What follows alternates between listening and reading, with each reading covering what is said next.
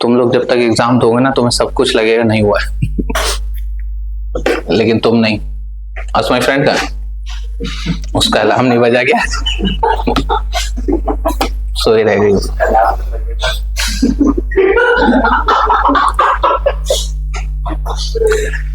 सत्यशोधक समाज किसने कहा था? ज्योतिबा फूले ने। एक्चुअली किसके उसमें थे? Against the upper brahmanical supremacy के, ठीक है, अगेंस्ट द सुप्रीमेसी, ठीक है। ये इनका बॉर्न कहां हुए थे? महाराष्ट्र में। महाराष्ट्र में एक जगह है सतारा, ठीक। तो belong to the Mali family. Mali मतलब जो गार्डनर और ये सब होते हैं उस कम्युनिटी से बिलोंग करते थे, ठीक है। और इन्होंने एक पावरफुल, महाराष्ट्र में लेकिन, ठीक है, पावरफुल इन्होंने एक मूवमेंट स्टार्ट किया था। जो मूवमेंट किसके अगेंस्ट में था? अगेंस्ट द ब्राह्मणिकल सुप्रीमेसी के, ठीक। ये किसके लिए इन्होंने पूरा ये मूवमेंट किया था? जो बैकवर्ड उसमें थे, क्लासेस थे, जैसे माली हो गए, तेली हो गए, कुंभी हो गए, कुछ ये सब जितनी भी थी, सारी धांगार्स, ये जितनी कास्ट ये सब थे, इनके अपलिफ्टमेंट के लिए, अपलिफ्टमेंट के लिए इन्होंने ये मूवमेंट स्टार्ट किया था, ठीक। इनके दो ऑब्जेक्टिव थे, एक सोशल सर्विस, दूसरा एजुकेशन। कौन कौन से थे इनके? एक social service, education among women of lower caste, और इसमें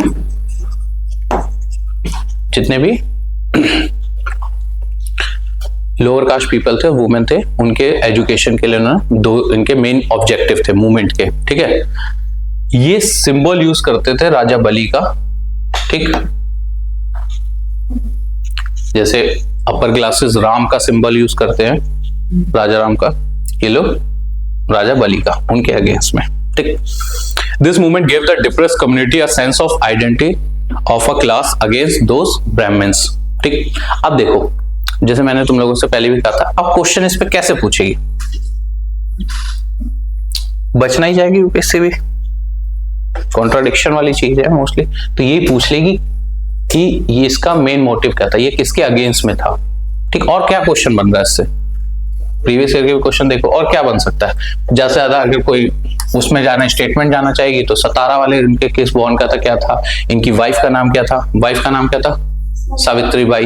वो भी उनसे डायरेक्ट नहीं पूछेगी वाइफ कौन थी, उन्हें यूपीएससी को कोई मतलब नहीं होता।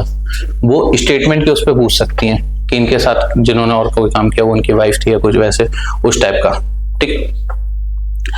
He aimed at the complete abolition of the caste system and social inequalities. तो कास्ट सिस्टम और सोशल इनइक्वालिटी के लिए, ठीक। दूसरा, जो इनकी वाइफ थी वो जेंडर इक्वालिटी की बात करती थी, ठीक। और तो उसमें उन्होंने एक स्कूल भी ओपन किया था, गर्ल्स स्कूल था, जो कि कहां पे था? पुणे में, ठीक। ही पायनियर द, देखो विडो रीमैरिज मूवमेंट उस समय सब करना चाह रहे थे, सब कराना चाह रहे थे। तो एक्चुअली क्या होता है कि कोई मूवमेंट चल रहा हो, ठीक है, जैसे आज के टाइम में अगर कोई मूवमेंट चला रहा हो, जैसे कांग्रेस से जा रही थी तो इंडिया अगेंस्ट करप्शन, कुछ इस टाइप का, जो जो उससे जुड़ रहा था सब उससे सब उनसे जुड़ना चाह रहे थे, या करप्शन के अगेंस्ट में सब बोल रहे थे, ठीक। भले आज के टाइम में सिनेरियो चेंज हो गया, ठीक, बट तो उस टाइम भी सारे एक ऐसे मूवमेंट चल रहे थे, तो वो सारे सब लोग एक बात, कॉमन बात करते थे, वुमेन एजुकेशन की, विडो रीमैरिज की, ठीक है। तो इन्होंने एक स्कूल भी खोला था गर्ल्स के लिए, कहां पे?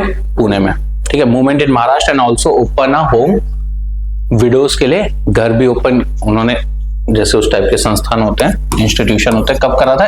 1854 ना, 1854, ठीक। अब आओ रामकृष्ण मिशन, ये कराया था मैंने शायद। सर ये जो स्कूल खोला था, कौन सा? ये भी तभी खोला होगा 1853, 52 या 53 के टाइम।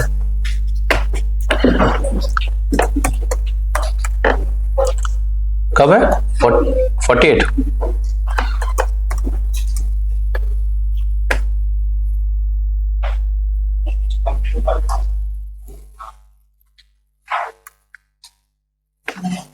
अब तो यूनिवर्सिटी बन चुकी है पूरी उनके नाम पे।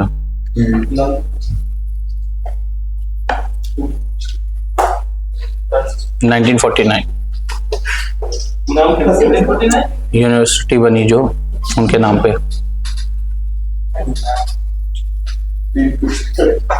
ये सब नहीं पूछ रहे, इतना फैक्चुअल नहीं जाती यूपीएससी। बहुत बुकों में तो ये भी नहीं है कि ठीक। अब आओ रामकृष्ण परमहंस।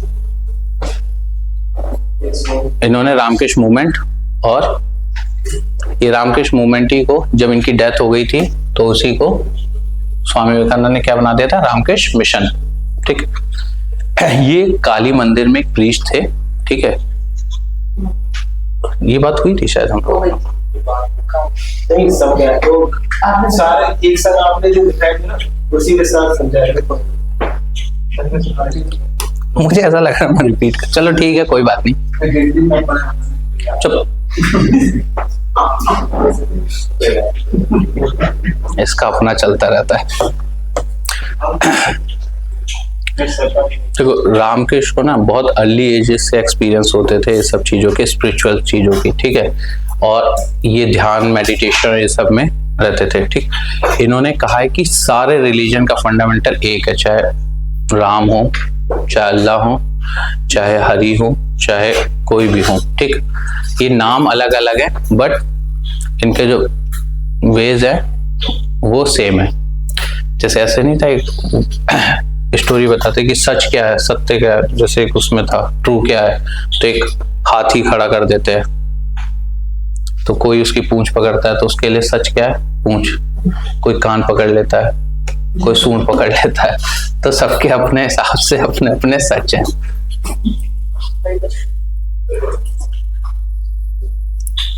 ट्रुथ तब भी एक ही रहेगा, वो चेंज नहीं हो पाएगा। इन्होंने कोई बुक नहीं लिखी थी, he did not write any book, but इन्होंने सारा कुछ वर्बल पैरेबल्स और मेटाफोर्स उसमें शो किया था। ठीक, अब इनके दो वो थे, रामकृष्ण मूवमेंट और रामकृष्ण मठ। ठीक, रामकृष्ण जो मूवमेंट है यही चेंज होके रामकृष्ण मिशन बन गया था after the death of Paramhansa 1897 में। ठीक, अब आओ स्वामी विवेकानंद। इनका टेन्योर क्या था? स्वामी विवेकानंद का नाम क्या था? वे बंगाली फैमिली में थे। ये शुरू से इनमें बहुत ज्यादा क्यूरियोसिटी थी, किस चीज की? क्वेश्चंस बहुत पूछते थे। ठीक, राम, हनुमान जी, दुर्गा, इनकी जिनकी भी मूर्ति थी वो देखते थे, उन्हीं को देखते रहते थे और वहीं ध्यान लगाना चालू कर देते थे बचपन से। ठीक है, शिवा, राम, सीता, महावीर, तो उनकी इमेज के आगे वो कई घंटे घंटे तक मेडिटेशन किया करते थे। उन्होंने रामकृष्ण के मैसेज को आगे फॉरवर्ड करना चालू किया। ठीक है, और उन्होंने बताया कि जो उन्होंने एक्सपीरियंस लिया था किसके? वेदांता के थ्रू। ठीक, टीचिंग, उपनिषद, गीता, इन सबको अपनी फिलॉसफी को लोगों को बताना चालू किया। उसमें एग्जाम्पल भी बताते थे, राम के एग्जाम्पल लेते थे, कृष्ण के एग्जाम्पल लेते थे, और तो और बुद्धा और जीसस के भी एग्जाम्पल देते थे। देखो मैनकाइंड ह्यूमन नेचर के लिए जो जो कर रहा था, जिनने किया था, जैसे कहा जाता है जीसस का इसने अपनी बॉडी छोड़ दी थी, मतलब लोगों के लिए। ठीक, तो उनके भी सैक्रिफाइसेस को लेकर उनकी बात करते थे, जीसस की बात करते थे, बुद्धा की बात करते थे, वे ऑफ लाइफ जैसे बुद्धा ने बताया, राम की बात करते थे, कृष्ण, तो उनके जितने भी थे teaching of the Upanishad and the Gita, वो एग्जाम्पल में उन्हें यूज करते थे। ठीक, कि ह्यूमन वैल्यूज क्या हैं, वो इनके थ्रू ज्यादा जा रहे हैं। क्यों? इन लोगों ने इन्हें देखा है एक टाइम पे उसके थ्रू। ठीक, he subscribe to the Vedanta which he considered a fully rational system with a superior approach. इन्होंने देखो परमात्मा और व्यवहार मतलब सर्विस और बिहेवियर कि तुम्हारी सर्विस कैसी होनी चाहिए, वो तुम्हारे बिहेवियर में रिफ्लेक्ट हो। क्या? डे टू डे लाइफ में तुम कहते हो, अगर तुम कहते हो ठीक है तुम धार्मिक हो, बट तुम्हारे उसमें रिफ्लेक्ट नहीं हो तो क्या मतलब? सोसाइटी को क्या दिया तुमने? एक स्टोरी थी इनकी, ये मेडिटेशन कर रहे थे किसी नदी के तट पे, वहां पे या समुद्र किनारे कुछ ऐसा। तो एक संत थे, वो समुद्र में से या नदी में से चलते आ रहे थे पानी के ऊपर। इन्होंने देखा, बस सर झुका के हल्का सा कर दिया। अब संत को लगा मैं इतना सिद्ध पुरुष हूं कि मैं पानी, कोई मजाक बात थोड़ी है पानी के ऊपर चलना। तुम अपनी बॉडी को इस लेवल तक ला चुके हो कि तुम पानी पे इजीली चल ले रहे हो। तो उन्हें लगा कि मैं इतना बड़ा संत, वो भी सिद्ध संत, और तुमने मुझे टोटली इग्नोरेंट मोड में डाल दिया। देखा, बस एक बार सर झुकाया और उसमें तो उन्होंने कहा कि मैं पानी पे चल सकता हूँ, तुम्हें ये चीज समझ में नहीं आई? कह रहे नहीं मुझे अच्छा लगा, आप ये कर सकते हैं। आपने अपने मतलब इस लेवल तक अपने कंसाइज लेवल, कॉन्शियस लेवल को ले चुके हैं और सब कर चुके हैं कि आपने पूरा अटेंड कर रखा है। मैं इसके लिए बहुत खुश हूं आपके लिए। बट आपने सोसाइटी को क्या दिया? आप पानी पे चल रहे हैं तो सोसाइटी को क्या मिल रहा है? ये तो आपका अपना जीवन है, आप तो विशेष साइकिल में फंसे पड़े हो 84 लाख योनियों में से। अब इसमें से आप बाहर निकलने की कोशिश हो, आपने अटेंड कर लिया, आप निकल गए, लेकिन आपने सोसाइटी को क्या देके जा रहे हो? तो वो इस विचार के कि तुम्हारे जो ये सब रिफ्लेक्ट होगा, तुम्हारे बिहेवियर में रिफ्लेक्ट होना चाहिए डे टू डे लाइफ में। पॉल्यूटेड माइंड नहीं होना चाहिए कि कोई कुछ भी बोले तुम्हारा दिमाग तुरंत उसे गंदा कैच करे। ठीक, Vivekananda believe in the fundamental oneness of God. उन्होंने सोशल एक्शन पे ज्यादा ध्यान दिया। He declare that knowledge without action is useless. Means आज के वैसे पॉलिटिकल लोगों को ये बात समझना चाहिए कि जो तुम वादे कर रहे हो, जो तुम प्रोमिसेस कर रहे हो, तुम्हारे एक्शन नहीं होंगे तो सब यूजलेस हैं। जैसे अभी फ्री बीज कर देना चालू कर, और वैसे भी सिंपल अपनी भी लाइफ में कि तुमने सब कुछ पढ़ लिया, सब कुछ कर लिया, उसे इंप्लीमेंट ही नहीं कर रहे, तो किस बात की वो नॉलेज? नॉलेज तो तभी है ना जब तुम इंप्लीमेंट करो उसे अपने। तो उन्होंने वही बोला है कि he declare that knowledge without action is useless. ठीक, अब उन्होंने पॉइंट किया था कि नॉलेज कैसी? Secular knowledge. ठीक, secular knowledge about how to work for the economic upliftment and spiritual knowledge to have faith in themselves and strength their moral sense. इन दोनों के बीच का बैलेंस बहुत जरूरी है। ठीक, इन्होंने एक था ना कि जो हायरार्की में ऊपर हैं वो कहते थे हमसे टच मत, मतलब उस टाइप की चीजों को कि हमें अकेला छोड़ दो, ये सब, इस चीज को उन्होंने थोड़ा सा उसका पोजीशन में थे वो। जैसे मैंने अभी बताया भी था, सोसाइटी को जब तक नहीं दोगे, क्योंकि इनका एक रूल था, इनका एक था कि द सर्विस ऑफ द जीवा is the worship of Shiva. इनका एक कोट था, सर्विस ऑफ द जीवा, जीवा मतलब जीव, is the worship of Shiva.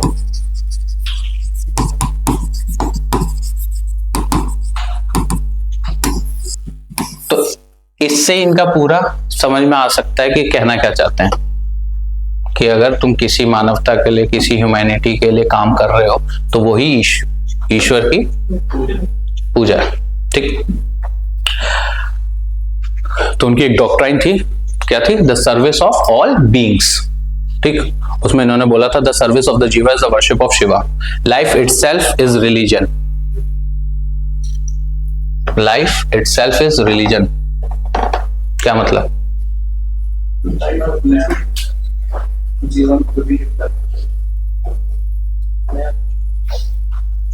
अगर तुम अपने जीवन को बहुत अच्छे से जीते हो, अच्छे से जीने का मतलब लग्जरियस और मेटेरियलिस्टिक है, ठीक है, लेकिन एक एग्जाम्पल सेट करके कैरेक्टर वाइज, तो वही तुम्हारा धर्म है। ठीक, वही तुम्हारा रिलीजन है। जैसे देखो जैसे क्रिश्चियन में एक फिलॉसफी है कि तुम जितना अमीर होगे उतना ईश्वर के करीब होगे। क्रिश्चियन में वही बात सच है। तुम इसे खंडन करके देखो, यही है ना इंटरप्रिटेशन किसने करी। अब ऐसे कार्ल मार्क्स को ये लाइन मिल जाए बस, तुम जितना अमीर हो उतना ईश्वर के करीब हो, वो कहेगा oh my God religion is the opium of the masses in the heart of the heartless. ये इसे जरूर कुछ ऐसा बना देगा। बट उनके उसका सुन, मैंने क्या बोला, सर्विस। तुम किसकी सेवा कैसे कर सकते हो ये बताओ। तुम गरीब हो, दरिद्र हो, कुछ हो, तुम्हारे पास खुद नहीं है, पहनने को नहीं है, कुछ नहीं है, तुम कैसे किसी की सेवा करोगे ये बताओ। बहुत होगा तो तुमने जो खाया पिया होगा उसकी एनर्जी बची होगी तो किसी को उठा के रख दोगे, यही वाला कर पाओगे ना। इससे ज्यादा के लायक नहीं हूं। अगर किसी की ह्यूमन सर्विसिंग करनी हो, अब मुझे ये है कि अगर मुझे किसी की करनी है तो ठीक है 100 कंबल बांट दूंगा, तो उसके लिए क्या होना चाहिए, 100 कंबल के लायक पैसा होना चाहिए ना। तो ये इंटरप्रिटेशन इस वे में, तो जिस पे जितना पैसा होगा वो उतना ईश्वर के करीब हो। क्यों? वो इजी है एक्सेस करने के लिए चैरिटी। अब ये नहीं कि चैरिटी कर रहे हो तो तुम गा रहे हो कि मैंने इसे दिया, ये दिया, वो दिया। Charity has no name. पहला उसूल बना दो, कोई पेमेंट आए कुछ आए गौशाला में दो। किसी गरीब अगर सर्दी वर्दी है तो कंबल में दो। कोई भी पेमेंट का चेक आता है गौशाला जाता मेरा, फिक्स है। तुम करो अगर कैपेबल हो, ठीक।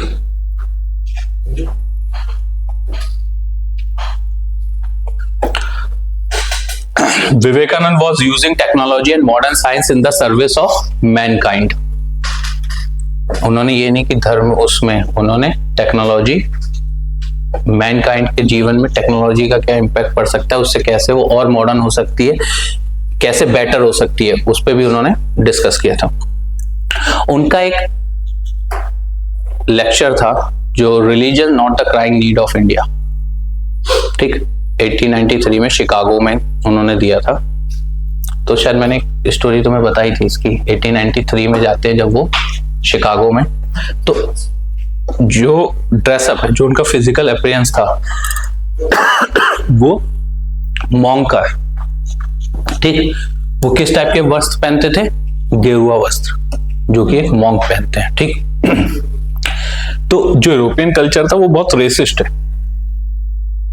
रेसिस्ट टाइप के, कि ठीक है मॉन्क है, क्या ही रिलीजन की बातें करेगा और हमारा तो इनसे कोई खास लेना देना है नहीं, ठीक। वो रिलीजन अपना वाला समझ रहे थे कि अपने धर्म उसकी बातें ही करेगा बस, और जो अपना एग्जैक्ट है वो वेलबींग का है, मतलब प्रॉस्पेरिटी सबकी उसकी बात करेगा।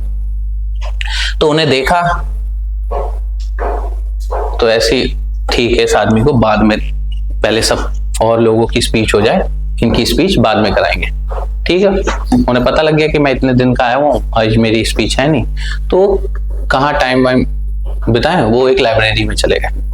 अब लाइब्रेरी में गए तो उन्हें ऊपर से नीचे तक देखता है लाइब्रेरियन, और उन्हें एक बुक पकड़ा देता है बहुत पतली सी, उसे देखते हैं वापस लौटा देते हैं, दूसरी दे देता है वो, उसे भी देखते हैं, उसे भी लौटा देते हैं, फिर तीसरी मोटी दे देता है, थोड़ी सी देर देखते हैं फिर लौटा देते हैं। वो गुस्सा आ जाता है, कर क्या रहा है आदमी, उन्हें पकड़ा देता है, इतनी मोटी बुक लो, वो लेते हैं और चुपचाप जाके किसी कॉर्नर में बैठ जाते हैं, पढ़ते शाम हो जाती है, ठीक।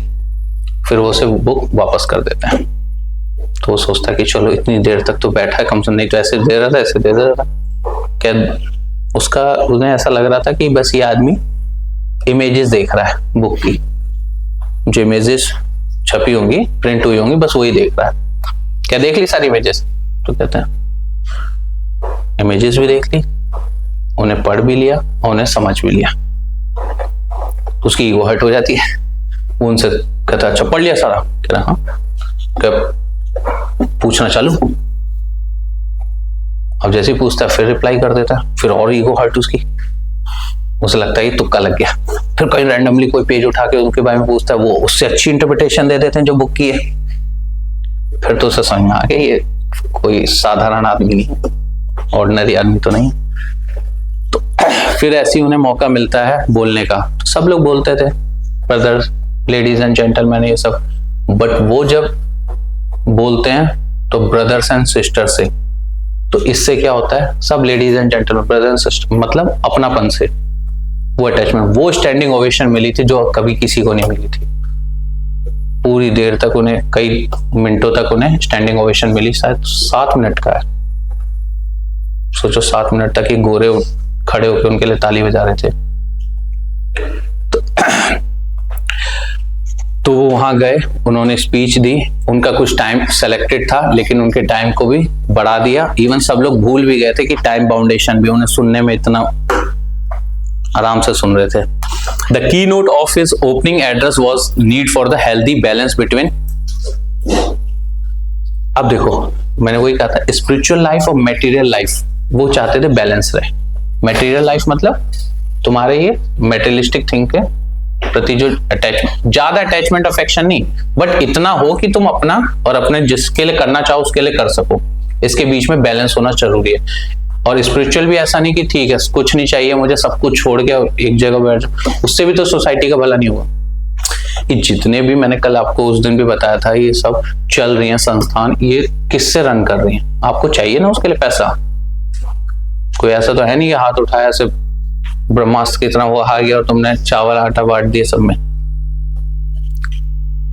तो उन्होंने उसका फेवर किया था। ठीक, विवेकानंद ने लेक्चर दिए थे वेदांता के बारे में यूएसए में, लंदन में 1897 जब वो इंडिया वापस आए, उससे पहले उन्होंने वेदांता पे बहुत लेक्चर दिया। उनका मानना था वेदांता के अगर थ्रू चलोगे तो लाइफ सक्सेस वाली। ठीक, अब रामकृष्ण मिशन जब उनकी डेथ हो जाती है तो वही किसका नाम बदल के रामकृष्ण मिशन हो गया था? इससे पहले रामकृष्ण मूवमेंट जो था उसी को चेंज कर दिया था after the death of Paramahamsa ji. ठीक, 1897 में बनाते हैं। It does not consider itself to be a sect of Hinduism. देखो कोई चीज जब बनती है ना तो लोगों के बीच में एक मतलब मिसअंडरस्टैंडिंग जाती है कि ये बात कर रहा है, धार्मिक बात कर रहा है, सब कर रहा है, कहीं ऐसा तो नहीं जैसे जैनिज्म बुद्धिज्म थे वैसे ही एक सेक्ट निकल रहा हूं। स्टार्टिंग में बुद्धिज्म जैनिज्म भी एक सेक्ट थे, फिर after the passage of time वो क्या बन गया? रिलीजन में कन्वर्ट हो गए। तो ये था, तो उन्होंने इसीलिए पहले क्लियर कर दिया था नहीं ये हिंदुइज्म ही है, सब कुछ है, कोई ये सेक्ट भी नहीं है। ठीक, तो इनका था the mission recognise the utility and value of image worship in developing spiritual. देखो अब तक तुमने देख रहा होगा कि मोस्टली लोग आइडल वर्शिप के अगेंस्ट में, बट ये आइडल वर्शिप के फेवर में थे। इनसे पूछा भी गया था वो सबके कि आइडल वर्शिप के फेवर में क्यों? कह रहे आपको क्या जो इमेज बनी है, मैं इसे पूछ रहा हूं, नहीं मेरे जो भाव है, जो मेरा फीलिंग है, जो मेरी डिवोशन है वो इसके बियॉन्ड है। ऐसा थोड़ी कि पीओपी का बना मैं पीओपी को मान रहा हूं, पीओपी ईश्वर थोड़ी है, बट जो मेरे उसके प्रति अफेक्शन है वो सब है जो बियॉन्ड है, हम उसे मैं मानता हूं। अब ऐसे तुम्हारे फादर की इमेज लगी हो, सब कुछ हो, तो ऐसा थोड़ी कि किसी ने उस पर पत्थर मार दिया या तोड़ दिया तो तुम्हारे फादर को तोड़ दिया, बट तुम क्या वो भाव रखते हो as a father. It believed that the philosophy of Vedanta will make a Christian a better Christian and a Hindu a better Hindu. ये समझाओ क्या मतलब हुआ इसका? It believes जो फिलोसफी है किसकी? वेदांता की, अगर तुम उसे फॉलो करते हो, उस हिसाब से करते हो, तो एक क्रिश्चियन को बेटर क्रिश्चियन बनाएगा और एक हिंदू को बेटर हिंदू बनाएगा। मीन्स बताओ। अच्छा, अगर यही स्टेटमेंट में आ जाए 10 नंबर में, ये तो पूछा जा सकता है। It believed that the philosophy of Vedanta will make a Christian a better Christian and a Hindu a better Hindu. कैसे? क्रिटिकल एग्जाम इनका नहीं, एक्सप्लेन में ही आएगा ये।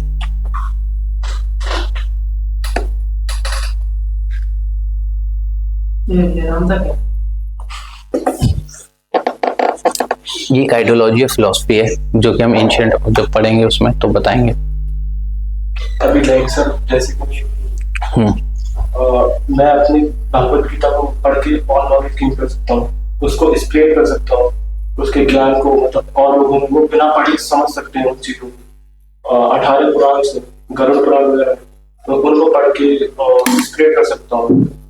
तो ये हो गया ना हिंदू और उसका नॉलेज गेन। देखो उनका मानना था कि हर उसमें कुछ ना कुछ अच्छी बातें हैं, तुम उन्हीं को अडॉप्ट कर लो और उन्हीं को अच्छे से समझो, तो जो जिसमें हो तुम उसी में एक बेटर इंसान बन सकते हो। उनका मेन मोटिव ये था कि क्रिश्चियन उसका नहीं, उनका मेन मोटिव था कि तुम जो आज हो उससे बेटर इंसान बन सकते हो। अगर वेदांता की फिलॉसफी सब अडॉप्ट कर रहे हो, सब कुछ है, तो तुम जो आज हो उससे बेटर एक पर्सन बन सकते हो। क्योंकि एक्चुअली क्या बात होती थी, जब ये यूरोप में सब जाते थे वो सब, तो लोग इनकी फिलॉसफी से बहुत ज्यादा इंस्पायर होते थे। तो उन्होंने कहा कि ठीक है सब, बट आपके उसमें कोई कन्वर्जन नहीं होता। कन्वर्जन इन द सेंस कि इस रिलीजन में कोई कन्वर्ट नहीं हो रहा। फिलॉसफी अच्छी है, सब अच्छा है, हमें भी अच्छी लगी सब।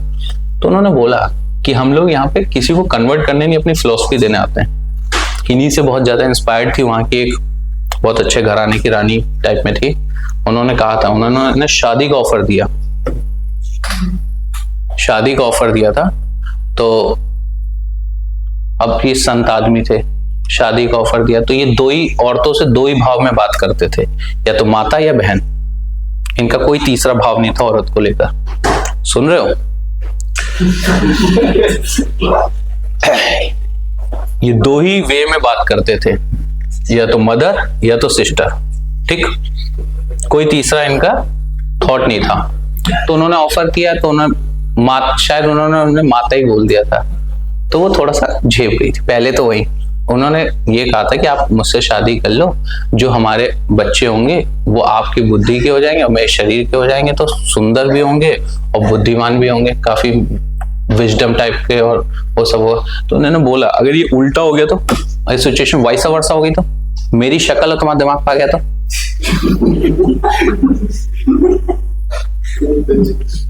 तब क्या होगा? और एक तो वैसी जो उन्होंने डिनोटी उन्हें माता करके कहा, तो वैसी वो बेचारी झेप गई। अब देखो इन्होंने कहां काम किए, इनके मिशन क्या थे? Work of the mission, stand for the religious and social reforms, ठीक। It offer help to the afflicted in times of the natural calamities, कहीं हो जाए नेचुरल कैलेमिटीज, जैसे अर्थक्वेक आ गया, फेमाइन्स आ गया, फ्लड आ गया, कोई भी उस समय पेंडेमिक तो नहीं, लेकिन एपिडेमिक तो चलता ही था, तो उस टाइप की होगा अभी पेंडेमिक, लेकिन उसे कंसिडर कोई कर नहीं रहा होगा। तो वहां जितने भी जो इनके वॉलेंट्री वो सब होंगे, वो वहां पे क्या करेंगे? अपनी सर्विस देंगे, ठीक।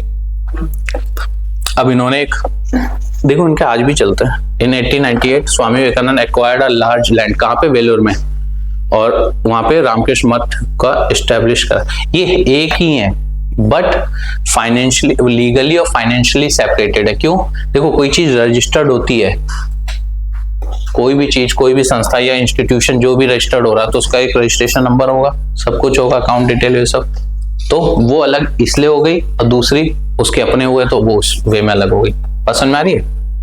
मठ वाली और जो इनकी मिशन वाली थी वो एक ही है। देखो, the headquarter of the Ramakrishna Math and Belur near Calcutta में था। The two are the twin organisation, दो लीगली एंड फाइनेंशियली सेपरेटेड। बस लीगली और फाइनेंशियली सेपरेटेड थे। क्यों? वो उस डेट पे हुई, उनका वो अपने अपने जिस फर्म का होगा, कोई नंबर होता है ना फर्म का, तो उस वे में, बट काम और सर्विस एक ही था, ठीक। क्लियर? अब क्या है? अब आओ, एक क्वेश्चन आया हुआ है, इसलिए मैं इसे करा देना, लोकहितवादी के बारे में। किन्हें कहा जाता है? गोपाल हरि देशमुख। गोपाल हरि देशमुख को क्या कहा जाता है?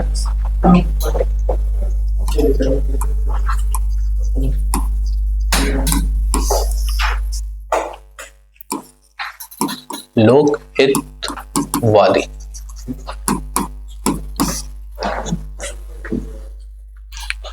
ये सोशल रिफॉर्मर थे, ठीक है, और ये ब्रिटिश रूल में जज भी थे, ठीक। इन्होंने एक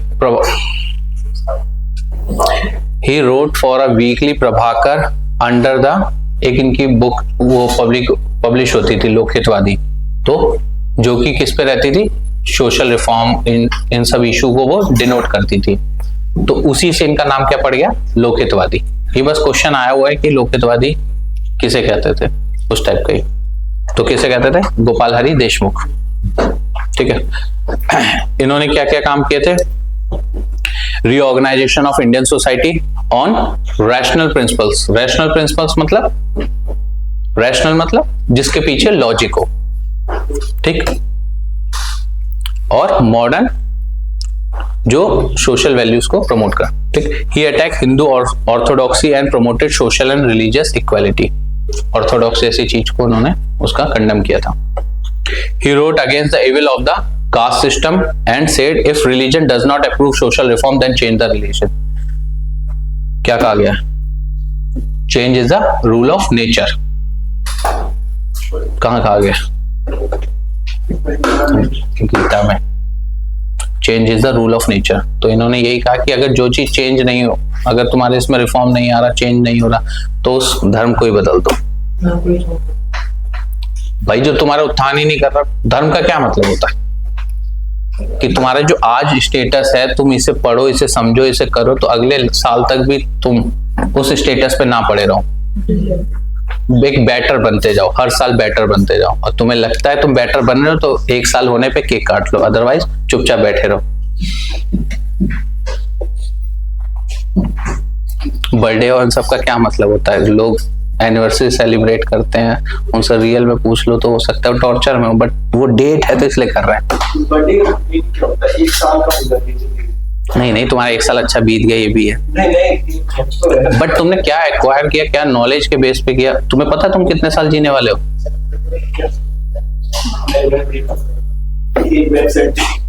अरे वो सब कि उस वेबसाइट में डालो तो इतना बता देगा इसका, मैंने भी ऐसे देखा था।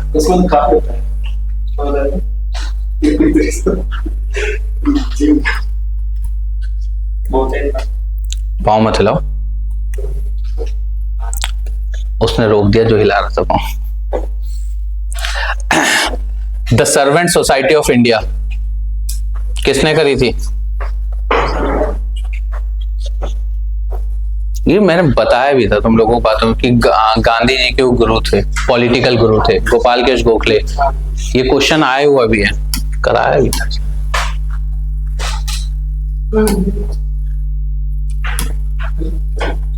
कब? 1905 में गोपाल कृष्ण गोखले और एमजी रनाडे, ये दोनों नाम याद रखना। कहां पे? महाराष्ट्र में। इनका एम क्या था? नेशनल मिशनरीज को ट्रेन करना।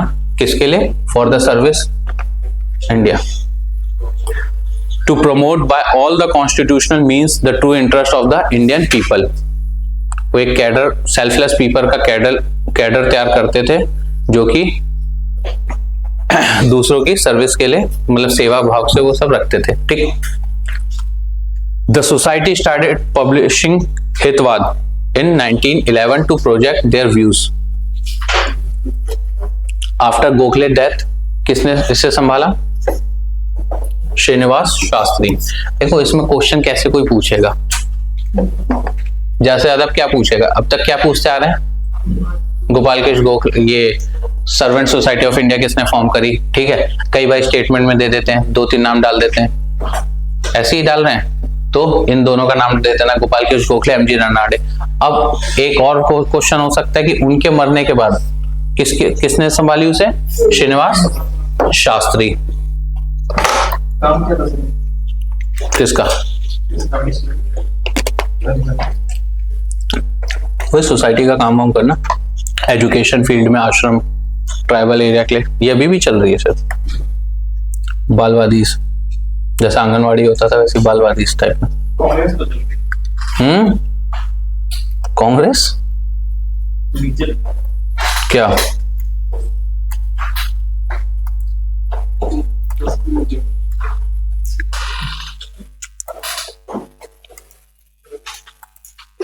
धर्म सभा, ये तो हमने तब भी पढ़ ली थी, काउंटर अटैक के लिए बनाया गया था उसका, राधा कांत देव।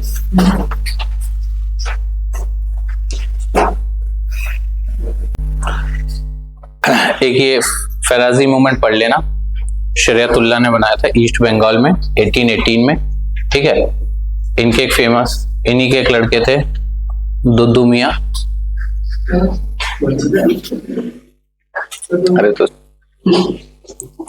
अरे वो रेवोल्यूशनरी उसमें भी थे 1840 में।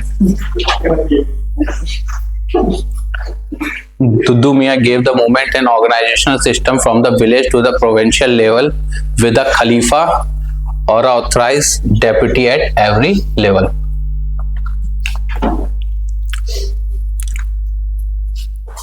तुम लोगों को पढ़ाना मुश्किल होता है। अबाउट सर सैयद अहमद खान पे, इन्होंने क्या बना रखी है? सर सैयद अहमद खान ने मोहम्मदन एंग्लो ओरिएंटल कॉलेज, जो कि आज क्या नाम से जाना जाता है? अलीगढ़ मुस्लिम यूनिवर्सिटी। ठीक है, कब बनाई थी? अलीगढ़ मुस्लिम यूनिवर्सिटी कब बनी? 1875, 1875।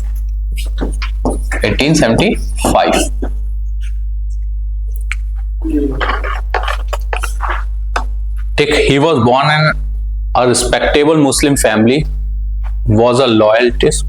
ये जुडिशियल सर्विस में थे, ब्रिटिश के, काफी लॉयल थे। ठीक, तो इसीलिए इन्हें 1888 में ब्रिटिश उसने क्या दिया था? किसकी उपाधि दी थी? नाइटहुड। नाइटहुड। और किसे मिली थी? एक नाइटहुड और किसे मिली थी? जब जलियांवाला बाग इंसिडेंट हुआ था तो उन्होंने गिव अप कर दी थी। और गांधी जी को क्या मिला था? गांधी जी ने भी अपना लौटाया था ना, न तो नाइटहुड की उपाधि गांधी जी ने, केसरे हिंद। ठीक, he still held the Quran at the ultimate authority. He said that religion should be adaptable with time. Time के साथ अडेप्ट करना चाहिए रिलीजन में, बट उनकी कोई सुनता उस टाइम इस्लामिस्ट में रिलीजन में कुछ भी कोई चेंजेस नहीं करने चाहिए, ऐसा नहीं, चेंज नहीं होता। ठीक, हाँ, ये कहते थे he said that religion should be adaptable with time, क्योंकि एट द एंड क्या कहते हैं? Change is the rule of nature. प्रकृति के अगेंस्ट कुछ नहीं हो सकता ना। तो he advocate a critical approach and freedom of thought and not complete dependence on tradition or custom। देखो, हमारे कंट्री में माइनॉरिटी में सब जो मेजोरिटी है वो कौन है? अब बाकी कम्युनिटी में जैन, सिख,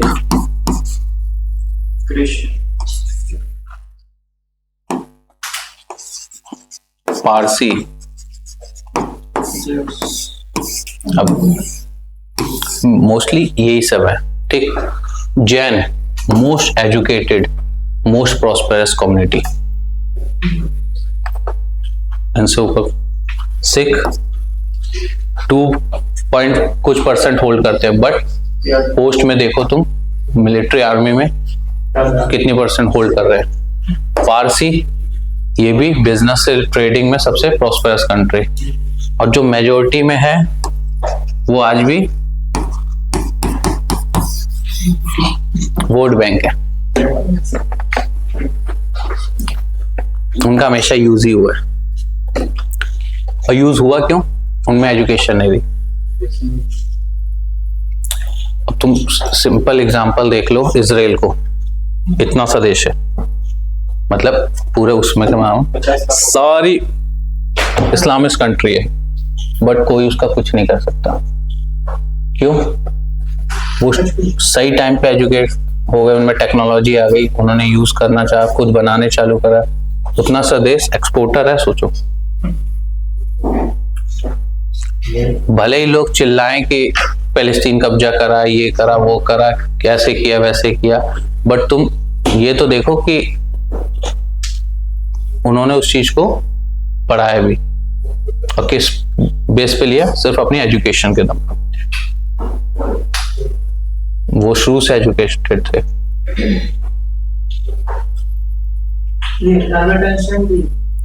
सब यहूदी है, ये यहूदी, तुम्हारे फेसबुक, व्हाट्सएप, सब।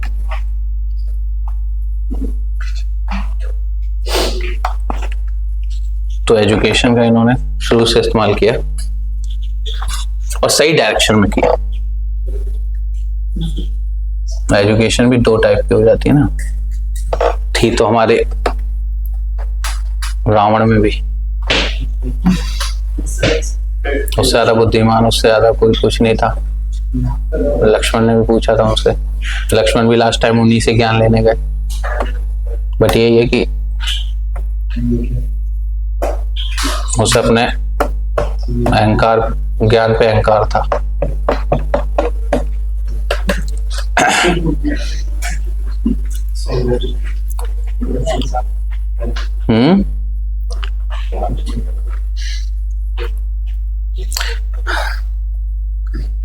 नहीं,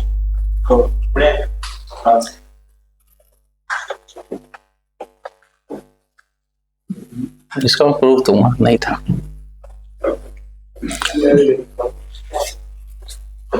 हाँ, यही तो होता है एजुकेशन का, कि तुम तर्क कर सकते हो। बढ़िया इंसान नहीं था, बढ़िया राक्षस, मतलब इंसान, मतलब बढ़िया राक्षस इंसान उसमें नहीं था। हाँ, कैपेबल था, नॉलेजेबल था। क्या?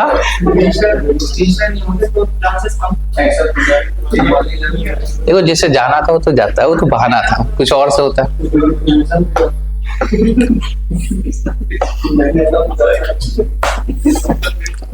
देखो, इन्होंने एजुकेशन में क्या काम, देखो रिलीजन में क्या काम किया। इन्होंने कहा कि रिलीजन में एडेप्टेबल होना चाहिए। एजुकेशन में क्या किया इन्होंने? अलीगढ़ मुस्लिम यूनिवर्सिटी बनाई, ठीक।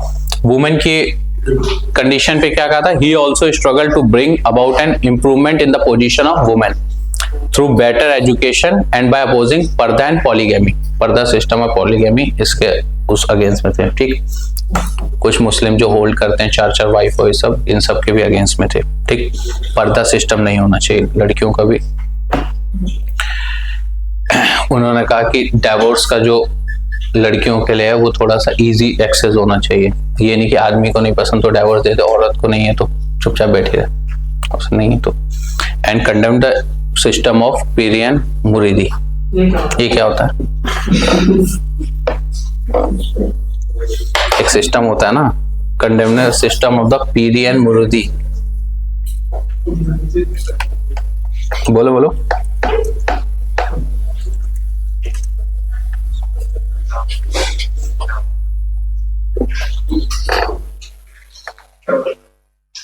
Relationship between a spiritual healer and his disciple in learning Sufism.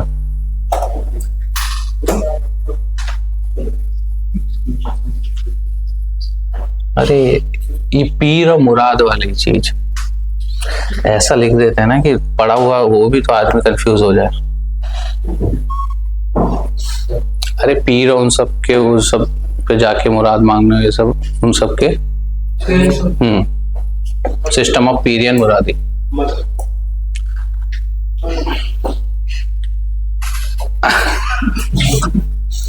मतलब समझ लो, condemn the system of the piri and muradi. अरे पीर नहीं जानते हैं?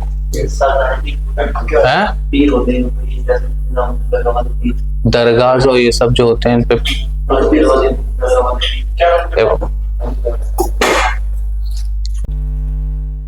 इसलिए मैं इसके फेवरेट।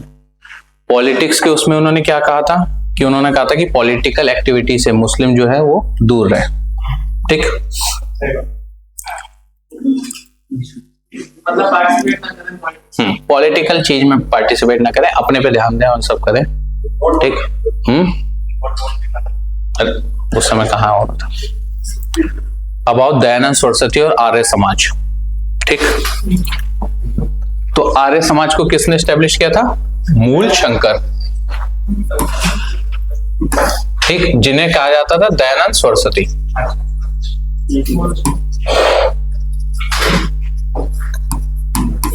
ठीक, कब किया था? 1875। अच्छा, क्वेश्चन आया होगा प्रीवियस ईयर में कुछ।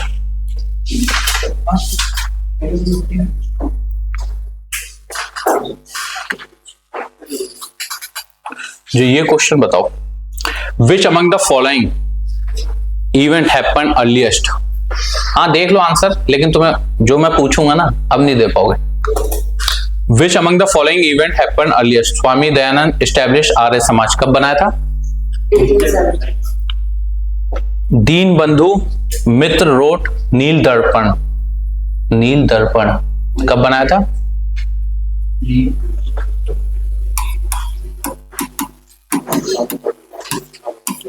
ठीक। बंकिम चंद्र चट्टोपाध्याय रोट आनंद मठ, आनंद मठ का जिक्र कहां हुआ है? कौन से रिबेलियन में? सन्यासी रिबेलियन में। ठीक, तो उन्होंने आनंद मठ लिखी थी। कब लिखी थी? 1882। ठीक। Satyendranath Tagore became the first Indian to succeed in the civil service examination कब? 1863।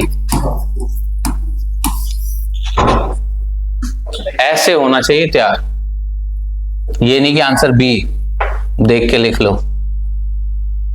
तुम्हारी साइड मतलब देख रहा हूं तो ऐसा नहीं कि सब तुम सारे ऐसी हो, वो तो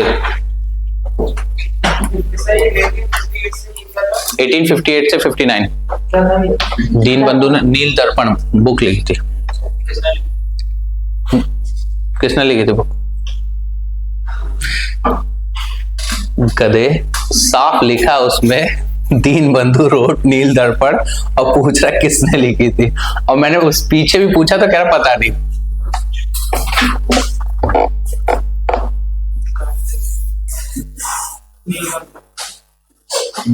तुम किस लेवल के एजुकेटेड हो रहे हो कि तर्कसंगत ही नहीं हो पा रहे? लिखा है दीन बंधु रोट नील दर्पण, पूछा।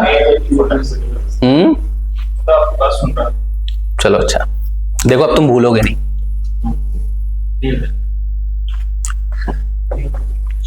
ठीक, अब देखो ये तरीका देखो यूपीएससी ने, अब उन्हें कुछ समझ में तो आया नहीं क्वेश्चन कैसे पूछ लें, कैसे बनाए, और बनाना भी है तो उन्होंने क्रोनोलॉजी बना ली। और क्रोनोलॉजी में भी उन्होंने मैच करने को नहीं दिया, उन्होंने सिर्फ एक को टारगेट करा कि इनमें से सबसे अर्लीस्ट कौन सा है। तो कौन सा अर्लीस्ट है? अब तो दिख रहा है। ठीक, अब ये मत भूल जाना जो नीचे वाले पॉइंट है, अब कभी इन पे भी क्वेश्चन आ सकता है। बंकिम चंद्र चट्टोपाध्याय रोट आनंद मठ, तो किस आनंद मठ किस उस रिबेलियन उस पे थी? तो सन्यासी रिबेलियन उस पे थी। अभी पढ़ाया नहीं है, पढ़ाऊंगा। ठीक, सत्येंद्रनाथ टैगोर कब बने थे? ये तो पता ही दिया था। किस एक्ट में बने थे?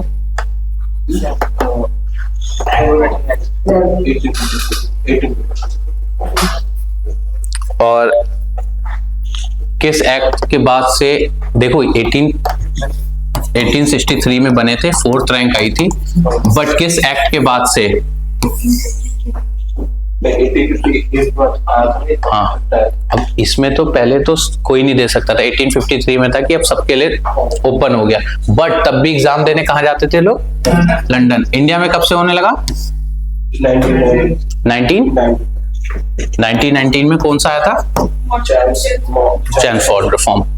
और पहला सेक्टर कहाँ पड़ा था? 1922 में 11। और फर्स्ट चेयरमैन कौन थे? Ross Barker. ठीक, चलो सिविल सर्विस के बारे में तो पता है।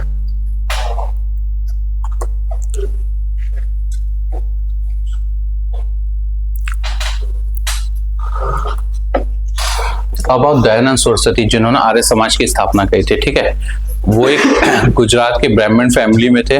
ठीक है, उन्होंने जो अपने 15 इयर्स जो दिए थे वो सच की खोज में, इन सर्च ऑफ ट्रूथ में उन्होंने बिता दिए थे 1845 से 60 के बीच।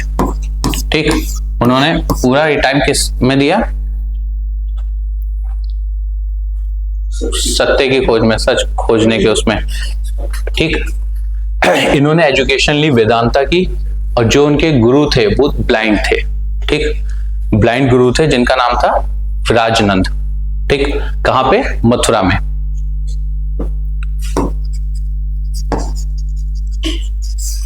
ये हो सकता है कि स्टेटमेंट के उस पर पूरा ब्लाइंड हो सकते हो सब में, स्टेटमेंट के उस पर।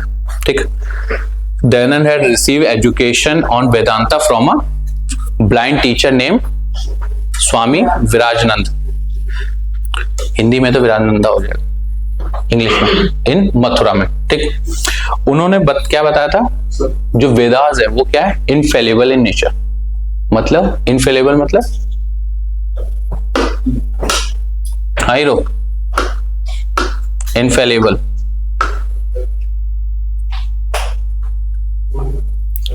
ये तो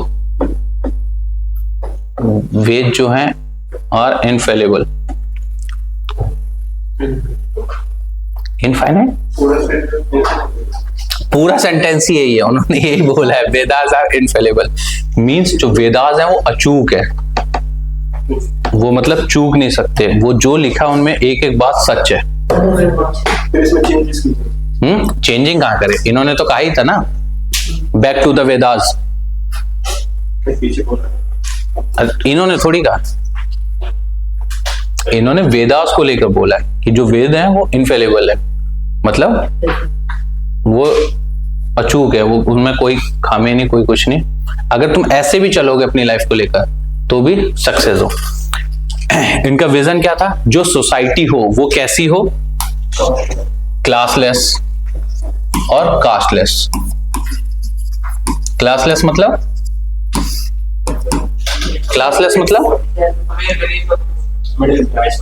जो कॉन्सेप्ट है रिच और पुअर वाला वो ना हो।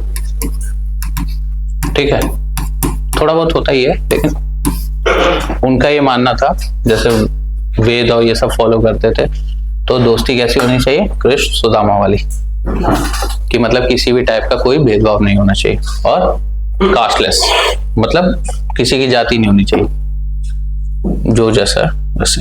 ठीक,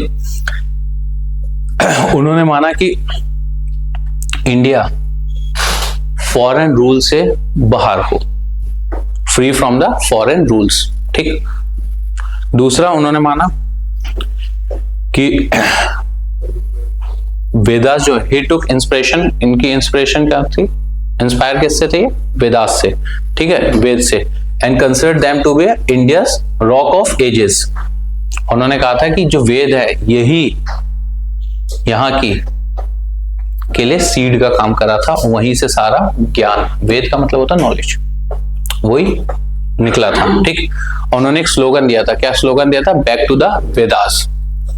ठीक, Dayanand Saraswati back to the Vedas was call for a revival of Vedic learning. ठीक, उन्होंने किस चीज का क्रिटिसाइज किया था, उन्होंने वो जैसे इग्नोरेंट प्रीस्ट, मतलब पाखंडी टाइप के जो प्रीस्ट होते थे, पुराण उनकी इंटरप्रिटेशन कुछ अलग करते ना, ये सब वाले, उन्होंने कहा कि इनमें कुछ भी बिलीव मत रखो, अगर बिलीव रखना तो वेदों में रखो। ठीक, उस चीज को उन्होंने क्रिटिसाइज किया। ह्यूमन कंडक्ट में उन्होंने क्या क्या किया, अब देखो ये आंसर अब मेंस के बन सकते हैं कि ऑन ह्यूमन कंडक्ट उन्होंने क्या क्या किया। ही स्ट्रांगली क्रिटिसाइज किया था जो हिंदू माया, माया मीन्स इल्यूजन, उनके पीछे छिप जाते हैं, छिपने का मतलब यहाँ पे माया में पड़ जाते हैं।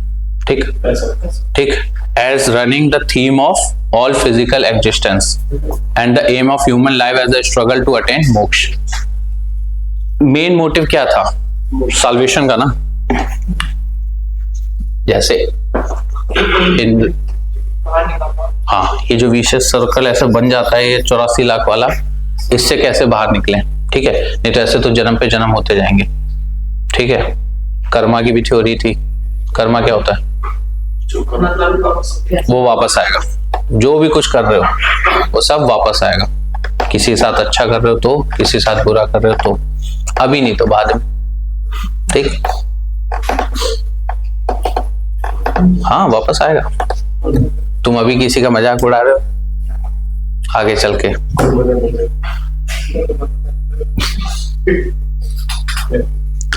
लेकिन जो ये सब कर रहा है ये इंटेंशनली नहीं, समझ रहे हो।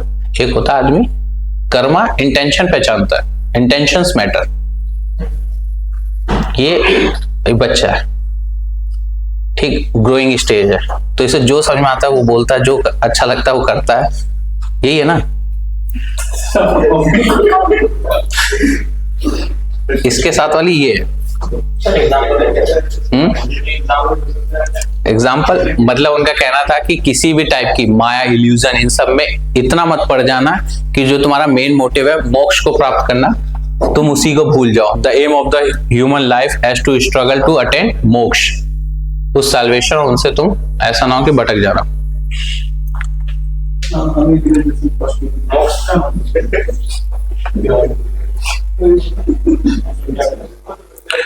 Human life as a struggle to attain मोक्ष।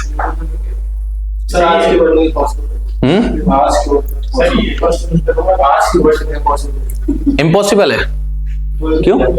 आज के वर्ल्ड में महाकुंभ में पड़े ना वो सन्यासी, वो तो शुरू से क्या, आज के ही तो युग के, वो कौन से पाताल युग के आए हुए हैं?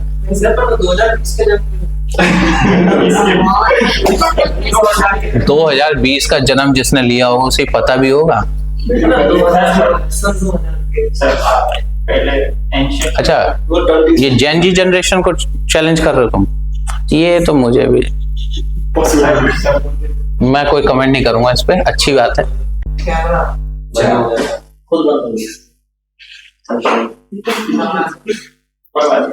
मोक्ष का क्या मतलब था? वो कंसिडर करते थे जो हम लोग है ना, जिस कर्म में, जिस जन्म में, ये एक विशेष है, तुम ये घूमता चला जाएगा तब तक जब तक तुम्हें ट्रू नॉलेज अटेंड नहीं होगी। ट्रू नॉलेज अटेंड होगी तो तुम्हारा मोक्ष मिलना आसान है, साल्वेशन जिसे कहते हैं। तभी तो भगवान श्री कृष्ण ने कहा था सब छोड़ मेरे शरण में आ जाओ। तो उसका ये मतलब थोड़ी था कि नीचे आके बैठ जाओ मेरे, वो मतलब कि जो चीज बताई गई है वे ऑफ लाइफ में वो अडॉप्ट करो, तुरंत मोक्ष मिल जाएगा। आजकल सर एक कॉन्सेप्ट तो मनी एंड पावर, वो क्रिश्चियन वाला बताया था मैंने। मनी एंड पावर ये तो तुम्हारा इल्यूजन है, तुम इसमें फंसोगे तो नहीं पा पाओगे। देखो पर 21st सेंचुरी में कोई रियलिटी अलग है, लेकिन एट द एंड तुम आओगे तो यही ना। वो सही बात। जब ये चीज हो जाएगा तो मुझे बुढ़ापे में लोगों को ज्यादा पैसों का मोह होता है। Instead, he advocated that God, soul and matter were distinct and eternal entities. ठीक, he attack किस पे किया था इन्होंने? Prevalent popular belief that every individual contributed and got back from society according to the principle, मतलब नियति, जिसे destiny कहते हैं, जैसा करोगे तुम्हें वैसा घूम के वापस आएगा। Then believe in the theory of karma and reincarnation. Reincarnation मतलब जैसे अवतार लेते हैं, विष्णु के अवतार, राम, कृष्ण, ये सब जो भी इनकारनेशंस हैं। हाँ, मतलब इनकारनेशन मतलब किए हुए हैं। ठीक, थ्योरी ऑफ कर्मा में भी बिलीव करते थे कि अगर जो आपने जैसे करा है वो आपको इन रिटर्न मिलेगा। तो जो कर्मा होता है वो इंटेंशन भी देखता है? बिल्कुल देखता है। एक्चुअली हर चीज क्या इंटेंशन। अभी किसी को ऐसे मार दो हंसते हुए, ठीक, आराम से, किसी को गुस्से में मारा, बट तुम्हारा गुस्सा था कि मार दो, बट हाथ रोक लिया, हल्का मारा, तो इंटेंशन तो उसे दिख गया ना कि अगली बार ये मारेगा तेजी मार देगा, या उसका गुस्सा देखा। तो इंटेंशंस मैटर करते हैं।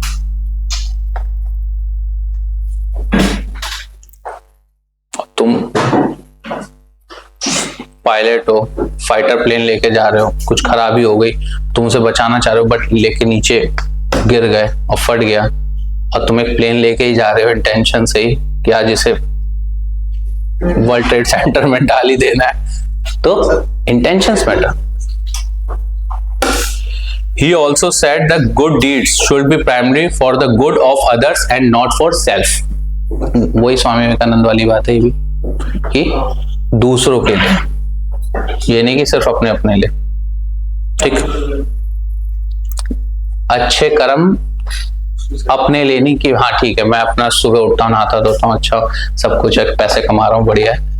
दूसरों के लिए भी अगर तुम पैसे कमा रहे हो तो उसका कुछ कंट्रीब्यूट करो, किसी और की लाइफ में चेंज दिखे तुम्हारी वजह से।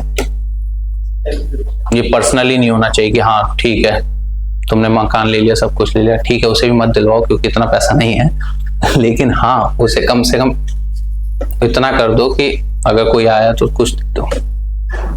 वैसे मिडिल क्लास वाले को तो मोदी जी ने खुद कहा है, जब उनसे पूछा गया था कि मिडिल क्लास के लिए आपने इतने साल हो गए कुछ नहीं किया, टैक्स पेयर रहे हम लोग, सब कुछ रहा, तो उन्होंने कहा तो कह रहा है आपको नहीं लगता कि होना चाहिए? हाँ होता है, सब पता है, बट अब ऐसा है कि वो पैसा चाहिए देश को रन करने के लिए। तो मैं यही कहूंगा मिडिल क्लास वालों के साथ, जब देखते हो प्रधानमंत्री आवास योजना से कोई मकान बन रहा है, तो प्रधानमंत्री मेरे उससे नहीं बन रहा, वो आपके पैसों से बन रहा है। तो आप लोग खुश हुआ करो कि आपसे किसी का उद्धार हो रहा है। बस यही मिला मिडिल क्लास को सरकार से, कि हम सोच रहे कि किसी का जो लेंटर पड़ रहा है वो मेरे पैसों से पड़ रहा है, किसी का सिलेंडर आ रहा है उज्ज्वल योजना से, उज्ज्वला से, वो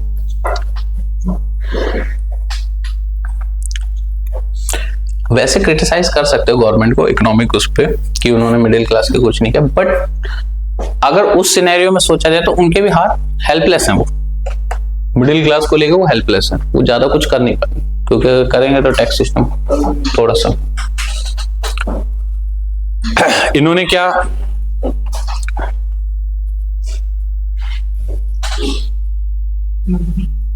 इन्होंने जो वर्ण सिस्टम था, वरुण ने वर्ण, ठीक, इन्होंने कहा था कि ये ऑक्यूपेशन जो डिटरमाइन हुए थे ये किस डिवीजन ऑफ लेबर पे हुए थे, ठीक है। ये हायरार्की ऐसे नहीं थे ब्राह्मण क्षत्रिय वैश्य शूद्र, इसका अगेंस्ट में इन्होंने कहा था कि ये डिवीजन ऑफ लेबर था, जिसे लास्ट में कन्वर्ट कर दिया कास्ट सिस्टम में, कास्ट बना दी इसे, ठीक है। He subscribed to the Vedic notion of Chaturvarna system in which a person was identified as a Brahman, Kshatriya, Vaishya, Shudra, not by birth, but according to the occupation and the merit of the person. ठीक, अब क्या ही attack, अरे वो Orthodox philosophy और cast rigidness थी, और idol worship थी, believe in magic, magical spams, जैसे किस टाइप के इविल प्रैक्टिसेस करते थे कई लोग। तुम जब अथर्ववेद पढ़ोगे तो उसमें देखेगे कि इविल प्रैक्टिसेस जो करते थे उनका भी जो रेमेडीज थी वो बताई गई हैं। सोचो उस टाइम कितने आगे थे कि तुम मत करना, और बताई गई थी कि ये सब चीजें नहीं करनी, बट अगर कोई कर रहा है तो उसकी रेमेडी भी है। तो वही चार्म, एनिमल सेक्रीफाइसेस, जैसे बलि प्रथा थी, ये सब थी, ठीक है। टैबू ऑन सी वॉयजेस की, वहां चले जाओगे तो वो सब, फीडिंग द डेथ थ्रू श्रद्धा, मतलब श्राद्ध करते थे ना, तो उन सबको भी उन्होंने कहा कि ठीक है पेरेंट्स गए तो श्राद्ध का क्या मतलब, वो सब का, तो उन सब चीजों को मना करते थे, ठीक। अब देखो उन्होंने क्या काम किया था, आर्य समाज की स्थापना की थी। ही फाउंडेड द आर्य समाज। कब? चुप रहना सब चुप, बताओ। ही फाउंडेड द आर्य समाज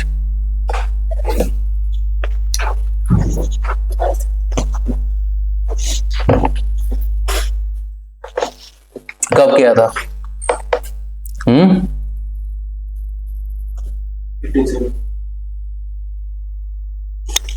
टिक तो लगा है, इसके आगे ही लगा है, और जब क्वेश्चन कराया तब भी बताया।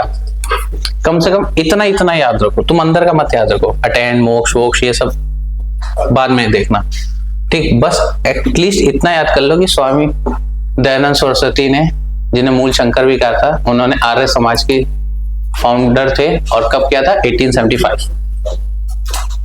तुम्हारे पास बहुत टाइम है, ठीक है। कब, कहां पे किया था? बॉम्बे में, और फिर उसका हेडक्वार्टर कहां बना दिया? लाहौर में, ठीक। इतना याद रहेगा, इतना याद रहेगा। इन्होंने क्या किया था?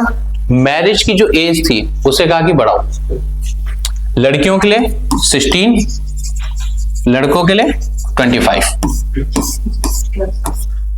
ठीक। उन्होंने कहा कि एटलीस्ट जो गर्ल्स हैं वो बॉडी से, फिजिकल लेवल पे भी इतनी हो जाए तभी उनकी शादी करो, और वैसे एजुकेशन हो जाए, इससे डिले हो जाए तो और अच्छा, बट मिनिमम तो इतनी रखो, ठीक। उनके कुछ प्रिंसिपल हैं, जैसे उनके गाइडलाइंस हैं, 10 गाइडलाइंस हैं। कौन कौन सी? God is a primary source of all true knowledge, ठीक। दूसरा, God as all truth, all knowledge, almighty, immortal, creator of universe, is all alone worthy of worship, मतलब वो एक ही है और वो ही बस पूजा के लायक है, वर्थ ऑफ वर्शिप। ये कौन कर रहा है? वेदास को उन्होंने क्या बताया कि वेद जो है वही ट्रू नॉलेज है, ठीक, are the books of true knowledge, and Arya should always be ready to accept truth and abandon untruth. मतलब एक्सेप्टेंस लाने की बात कर रहे हैं, एक्सेप्टेंस इन टर्म्स ऑफ कि अगर तुम्हें लगता है कि आज तक जो तुम सुनते आ रहे हो समझते आ रहे हो वो सच नहीं था, तो उसे एक्सेप्ट कर लेना कि वो नहीं था। अगर कुछ ऐसा कल को कि अब एग्जाम्पल मैं दूंगा तो थोड़ा वैसा हो जाएगा, लेकिन जैसे अगर मान लो कि धरती, हम लोगों ने पहले अगर ब्रिटिश हमें पढ़ाते तो वो क्या पढ़ाते कि धरती, यूरोपियन वाले, फ्लैट है, बट हम लोग भूगोल मतलब, ठीक। तो अगर सोचो कि उस समय आप आ रहे समाजी होते हो, सब होते, तो अगर ये सच पता लगता तो इस सच को मान लेते, हाँ ठीक है जियोड शेप है, जो हमने आज तक करा वो खराब था। मीन्स एक्सेप्टेंस लाओ, ट्रूथ को लेकर एक्सेप्टेंस लाओ, जो सच है उसको लेकर एक्सेप्टेंस लाओ, ठीक। Dharma, that is due consideration of rights and wrong, ठीक। धर्म में बताया जाता है कि क्या सही है क्या गलत है। Should be guiding principle of all action. The principal aim of the Samaj is to promote world well-being in the material, spiritual and social sense. Social sense मतलब कि अपनी सब लाइफ को, सोशल लाइफ को कैसे सेंसिबल रखना है, ठीक है। सो एक्चुअली क्या है, at the end human is a social animal, है एनिमल ही, बस अगर सोसाइटी अगर हटी, सोशल है ना, सोशल एनिमल, ये सोशल जहां गया तो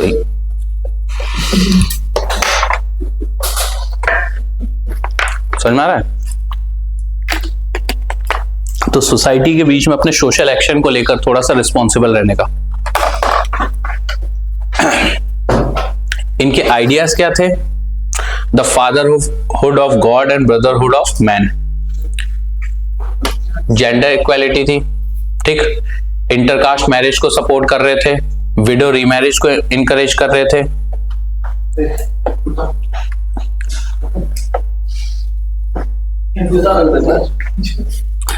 तुम लोगों ने सुना होगा डीएवी स्कूल्स, डीएवी वो इन्हीं के सबके चलते हैं, ठीक है। कौन? और तुम पूछ रहे हो और तुम्हें इनके बारे में पता नहीं था? दयानंद सरस्वती के बारे में डेथ कब हुई थी इनकी?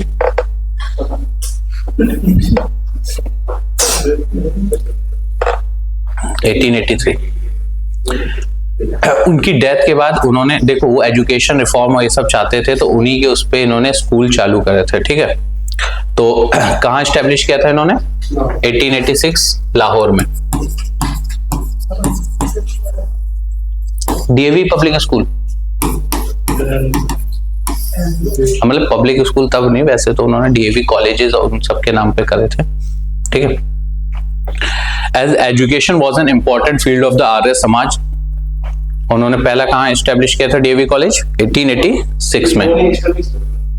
नहीं, इनके मरने के बाद, मतलब इनकी चीजों को, ये संस्था हो गई थी, अब इंस्टीट्यूशन हो गया था, इसमें किसी का नाम नहीं देखोगे कि इन्होंने एस्टेब्लिश किया है कुछ किया, और वो इंस्टीट्यूशन के उसमें डीएवी इंस्टीट्यूशन है, ये एस्टेब्लिश हुआ है, तो किसी के नाम पे नहीं, वो इंस्टीट्यूशन के नाम पे हुआ था। फिर बाद में जाके उनमें भी दो उसमें हो गए थे, कॉलेज पार्टी जो थी कल्चरल पार्टी वाले में, और दूसरा महात्मा जो कि गुरुकुल टाइप के, उसमें दो आइडियोलॉजीज में ये लोग बट गए थे, ठीक। कॉलेज पार्टी में लीडर कौन कौन थे? अच्छा बचे तो नहीं है क्वेश्चन, इस टाइप के क्वेश्चन अब पूछ सकती है, तो इसलिए नाम देखो याद रखना पड़ेगा, ठीक है। लाला हंसराज, ये हंसराज कॉलेज वाली, ठीक। लाला लालचंद एंड लाला लाजपत राय, जितने लाला देखना वो सब कॉलेज के थे, ठीक। महात्मा में जितने गुरु देखना, ठीक, या स्वामी देखना, जैसे स्वामी श्रद्धानंद कॉलेज भी है ना, तो देखो कॉलेज ऐसी बांट लेना, ठीक। It was led by the Guru Dutt विद्यार्थी, जो कि लाला मुंशी राम, ठीक। स्वामी श्रद्धानंद कॉलेज है ना, बस नाम ही देखना, बाकी तो उसमें है नहीं। तो लास्ट में आर्य समाज वाला जो था स्प्लिट हो गया था 1893 में जाते जाते, ठीक। अब सक्सेसर कौन है, लेटर वर्क देख लेना उसके, ठीक। अब थियोसोफिकल सोसाइटी ये कल करते हैं, ठीक। किसने बनाई थी थियोसोफिकल सोसाइटी? देखो कुछ सोसाइटीज ऐसी हैं जो कि इंडिया से बाहर बनी है, ठीक है, उनकी भी एक लिस्ट है, वो मैं तुम्हें दे दूंगा कि कौन से, उनमें से एक ये थी, ठीक है।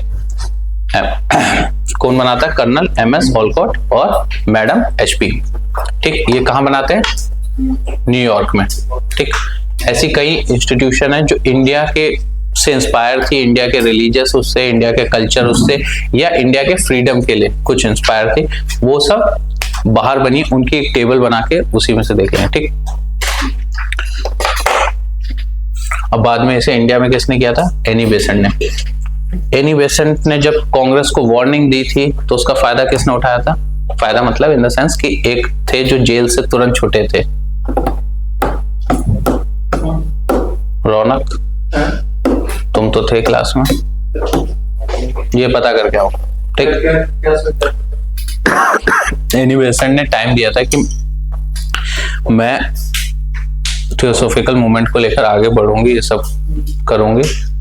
तो एक और थे जो यही मूवमेंट कब, मतलब जेल से वो तुरंत रिहा हुए थे उस टाइम, उन्हें भी, अब प्रोमिनेंट लीडर थे लेकिन जेल में रहे तो थोड़ा सा उनका दबदबा कम, तो उन्होंने कहा ये अच्छा है, मैं चलो महाराष्ट्र साइड में जाके इसका स्टार्ट करता हूँ।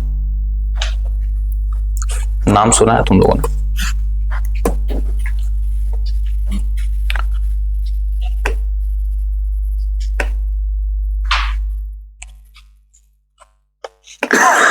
चलो इसका तो होमवर्क क्या होगा? जोड़ दो दिमाग पे। तुमने तो पढ़ी थी ना मॉडर्न, मॉडर्न तक तो आ गए थे तुम, मेरे ख्याल से वर्ल्ड हिस्ट्री में आए थे जब, जो पढ़ाते नहीं है। और तुम ही थे ना शायद, मुझे मैसेज किया सब वर्ल्ड हिस्ट्री के नोट्स देना। वर्ल्ड हिस्ट्री की मैं एक बुक बता दूंगा तुम लोगों को, उस बुक से बाहर यूपीएससी पूछती ही नहीं है जल्दी, क्योंकि यूपीएससी पूछती ही नहीं है। अरे बंद करो ना यार।